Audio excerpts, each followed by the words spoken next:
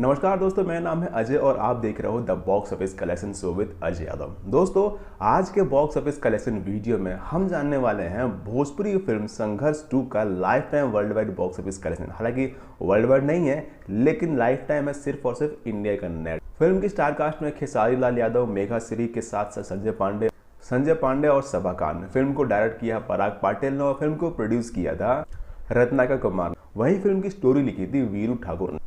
दोस्तों, संघर्ष 2 एक एक्शन फिल्म थी जिसकी स्टार कास्ट काफ़ी अच्छी थी और फिल्म का बजट भी तकरीबन 3 से 5 करोड़ के आसपास में था। लेकिन फिल्म का फुल फोकस सिर्फ और सिर्फ एक्शन शूट करने में लगा दिया गया और फिल्म की कहानी पे बिल्कुल भी ध्यान नहीं दिया गया था और यही रीज़न था कि फिल्म बॉक्स ऑफिस पे काफ़ी बड़ी फ्लॉप साबित हुई। हालांकि फिल्म का पहला पार्ट काफ़ी बड़ा हिट है। बात करते हैं फिल्म के रिलीज डेट के बारे में, तो फिल्म को बॉक्स ऑफिस पे रिलीज किया गया था दुर्गा पूजा के मौके पे, यानी 2023 में। इंडिया में तकरीबन 55 स्क्रीन मिले थे, यानी all over the India, Bihar, Jharkhand, UP, Delhi, Mumbai और गुजरात के 55 थिएटर में फिल्म को रिलीज किया।